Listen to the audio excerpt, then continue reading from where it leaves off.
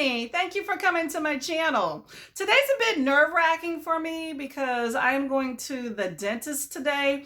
I am not a huge fan of the dentist, bad experiences back in the day, but I just feel like they're always telling you that you're not flossing, you're not brushing your teeth, you're drinking coffee and tea, you're eating candy. I mean, that irritates me because I definitely floss on a daily basis, and I don't even eat candy. That is not healthy for you. I put good things into my body. However, today I will be going to the dentist. So I wanted to relax a little bit before I get that debacle over with. And so I decided to pull out my handy dandy new foot massager here. This is going to be so exciting, and also get into some books that I've been reading. This week I started reading my Amazon Prime First Reads. For those of you that aren't aware, Amazon Prime First Reads is an advanced copy of a book by an author before it comes out, generally like in the next month or a month after that. And they'll give it to Prime members so that they can test it out, if you will. And I normally get that. You'll probably see quite a number of those on this channel. However, I started with one book by that author and I was very impressed. So I decided to go ahead and pick up another book, and then I saw another book by this author. So I want to talk about all of those things. First, let me get on my foot massager here because my feet are killing me. Hold on.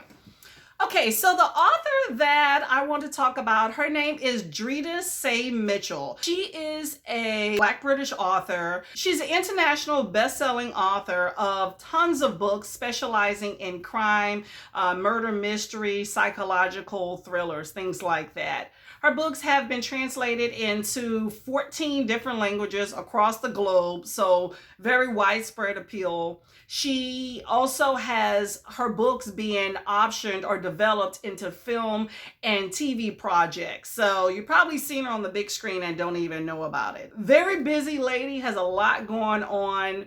Definitely somebody to watch. Now, I liked her books because she has a lot of recurring themes. Her books have strong female characters with very strong connections with their fathers. I once read somewhere that a girl's most pivotal relationship that she has in her life is the one that she has with her father. That dictates how she develops all of her future relationships. All the female characters also seem to have some sort of unresolved past trauma in one fashion or another, so you normally see that play out throughout the book. The characters also tend to have a sort of personal journey that they go throughout the book that gets intertwined somehow with a mystery. So I think that's pretty interesting, of solving a mystery and also, you know, getting your psyche together. I also like that all of the books are written in first person point of view, which I am a big fan of first person point of view. That way I get to see exactly what the characters are thinking in real time. I think it just helps me develop a stronger relationship with the main characters. Oh, this massager is awesome. If you have never had a shiatsu foot massager, I'm telling you, you need to get one. It's just kneading my dogs like crazy. And it has the heat. Okay, let me get back to this book. So the first book is Say Her Name. This book follows Eva. Eva is biracial, black and white. She's a doctor. She's 30 now. She grew up in a very loving family once she was adopted at 7. Before, she was in the foster care system in a group home as the only black child. However, she grew up with Sugar, and she grew up with Mama Cherry.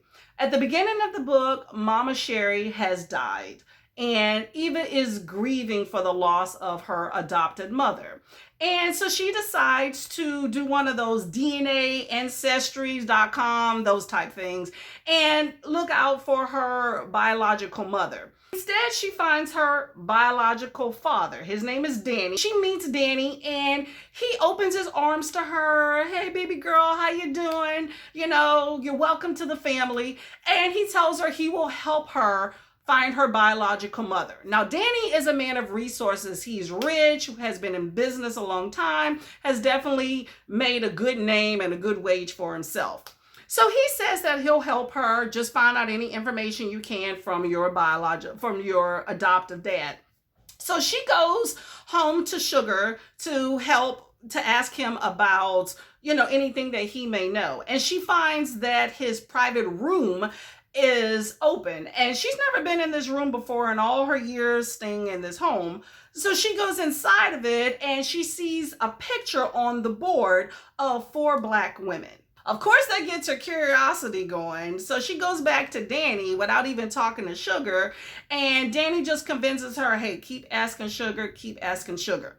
And she starts delving into, what is this about, and realizes that these are 4 Black women that have gone missing in the early 90s, yet she can't find really any information about them. It's almost as if they dropped off the face of the planet and nobody cared. So the book follows her in her quest to find out what happened to these women, where did she come from, where is her biological mother. I think the first thing that I took away from this book is that the way that she spoke about Sugar was absolutely beautiful. I think it's just such a blessing to have someone that really respects and loves the heck out of a parent, especially when that wasn't a biological parent. I think the book also explores the whole nature versus nurture. Are you a product more of your upbringing or maybe more of your biology? When you don't really know where you come from when it comes to children that are adopted, I think that's one of those mysteries that I think you will explore probably for the rest of your life. And I think the book does a very good job of having Eva delve into that. Another thing that stuck with me is the horrors of the foster care system. Black children are more disproportionately put inside of the foster care system than other races. And it is disheartening to know some of the things that they go through when it comes to race. I think that when you don't have people of color that are more managers in the foster care and residential home settings dealing on the one-on-one with children of color, I think that they go through some trauma in not understanding what things are going on and maybe even being victimized a bit more. And you see a bit of that inside of the book. I also thought that the idea of determining how far you will go to be able to find the truth and provide justice for people that may not be able to have a voice for themselves, in this case for the Black women in the book that did not have anybody represent them. I think that that is something that truly touched my heart in this book. That still goes on today. This book was set in the early 90s, yet we can even look at situations today where you can pinpoint how come we didn't get any news coverage of this person that went missing, yet this person that was white had all the news media searching for them. So I think that that's a very sensitive topic, but also a very real topic. It actually made me start looking at websites. I actually looked at 2. One is called, it's a podcast. It's called Black Girl Missing and Black Girl Gone. And it's a podcast run by Black women that actually profile cases that you probably never even heard of Black women and girls that have gone missing, that were either found murdered or maybe have never ever been found, to where maybe you can help. You really take to heart that there are some prejudices in society and in the media and in the criminal justice system. And, certain populations in this country do need to stand up and maybe advocate for themselves. I really enjoyed this book. And like I said, I read this book first, and then it made me start looking at other things by Dreda Say Mitchell. And that's when I found the other 2 books. Okay, I'm back. I had to put that foot massager up. Okay, so the next book is called The Spare Room. The Spare Room was also a very interesting book. It follows Lisa. Lisa is this 25-year-old, very successful young lady.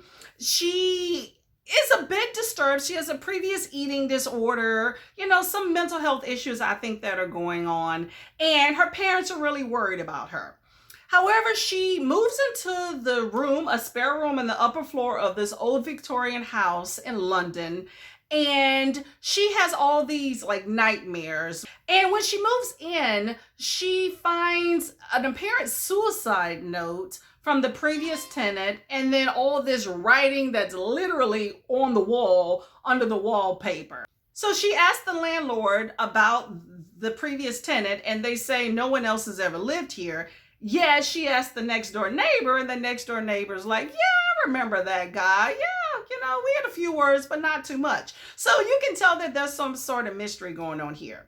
So this book follows Lisa as she's trying to piece together who this tenant was, why is it the landlords aren't saying too much about him, and also get to the bottom of the mysterious nightmares that she have that haunt her, and if that has anything to do with where she lives. So I think it's a very interesting book. It covers mental illness greatly because I definitely think she has a lot of demons that she needs to slay. I think this book delved a lot into recurring dreams and nightmares. I don't know if you've ever had that. I know I used to have a recurring dream, just really weird, where I was just paralyzed and couldn't do anything for years, and it just slowly went away. But it would freak me out to the point that sometimes I would wake up screaming. And this character Lisa tends to have a bit of that going on, so I thought that was very interesting to determine how far do you go to figure out if that's something real or just your mind playing tricks on you, because we all know that that happens. I think this book delved a lot into teeter-tottering between having respect for someone that you love and care about, yet a lot of secrets that came out. There's a few things that stood out in this book for me. I think the whole idea that when you live in someone else's house, you follow their rules no matter how oddball that is. Which is why I definitely enjoy having my own space. As an adult, you need your own space. But she moves into this house and there's a bunch of oddball rules, like you can't drink in the house at all. You can't have food in your room, so no late night snacks. There are no locks on the door. So you're renting a room, paying your hard-earned money, and you're telling me that I can't even put a lock on my door so people can just come and go? Yeah, I'm not having that. I'm just going to be honest. That would not be me. I thought that the main character had an obsession, if you will, to me about age. I just felt like she kept pointing out like somebody's features about that denotes how old they are. Like, oh, you're getting Botox, or this person has gray hair, or they're aging gracefully. Just very creative flair for how she spoke about somebody's age to basically say, you look good for your age, or you're, not taking care of yourself. That just kind of stuck with me too.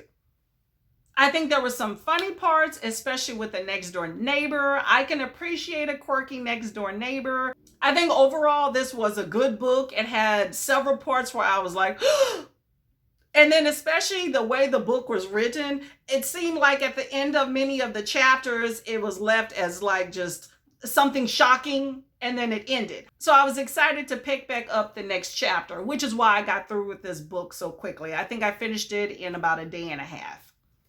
And the last book by Dreda Say Mitchell that I read this week is called The Trap Door. So this book is interesting. It follows Rachel. Rachel is this 28-year-old. She's broke, didn't finish school, been working odd jobs. She actually is staying in this slum house, if you will, with 6 roommates that she hates and they hate her. So she just needs a change. She needs money and she needs a job, and she needs it ASAP. Her roommate hooks her up with a job at this management consulting firm, even though she has absolutely no experience in management consulting. So at the end of 2 weeks at this management consulting firm, the boss tells her, hey, I have this project I want you to work on. It's underneath one of my best team leads. The job is in the basement. Now, she's never been in the basement, and she's a bit claustrophobic, mind you. So she has to go down to this basement. Her boss is this total weirdo. Nobody speaks to her. The building has a sketchy history. So while in the basement, the person that she works under, she noticed on the computer that they're working on this project, and she's just a bit freaked out. It has something to do with her past.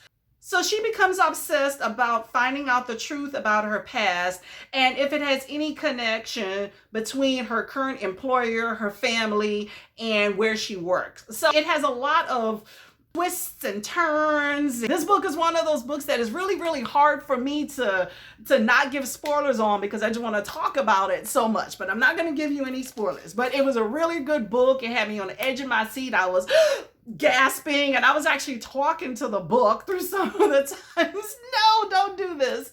I find you can tell that when I really like a book, I start talking to it. Like we developed this little relationship. But this was a really good book that just had me on my seat the entire time. This book talks about revenge. It talks about navigating new friendships. It talks about moving past some trauma, grief, sacrificing things. This book talked about standing on your own 2 feet, not depending on anybody else to pay your own bills and make your way in life. I thought it also emphasized being your own person, not allowing anyone else to determine who you should be, whether that's the quote unquote norm or not. I thought a very interesting statement in the book was one of the characters states, "Wherever your story ends, do not let it snuff out your light." I thought that was very beautiful. I think people should be who they are. Not everybody is going to approve of who that is. That doesn't mean that you should stop being that. I think some of the stuff that stood out for me was when she got offered the job initially, even though she had no experience, no money, needed a job desperately. She actually tells the guy, I'm not qualified. Like, you just showed up for this job interview with a resume and the guy says, I'm going to hire you knowing you're not qualified. Shut up, just take that job. Like, what are you doing? I just, oh my gosh, I was just trying to figure out what is she doing. I also thought that she was very big into CBD oil and, marijuana, not a pothead, but she did have a little bit of that going on. And she kept alluding to BBs. Now, I don't know what that is. So if anybody has any sort of insight, let me know. I just felt like with maybe some of the mental things she had going on, that maybe she was doing a little bit too much of that. And I kept going back and forth of, does this girl have problems? Like mental, or is it that she doing a little bit too much something on the side? I thought that the new boss or the team lead that she was put under after 2 weeks was, if you show up to work dressed the way this character showed up, I don't understand how you would be allowed to work, but hey, every environment is different. All those tech environments, people show up with booty shorts and a tank top, and because they're brilliant, they're allowed to work. So to each his own, but I thought that was really interesting.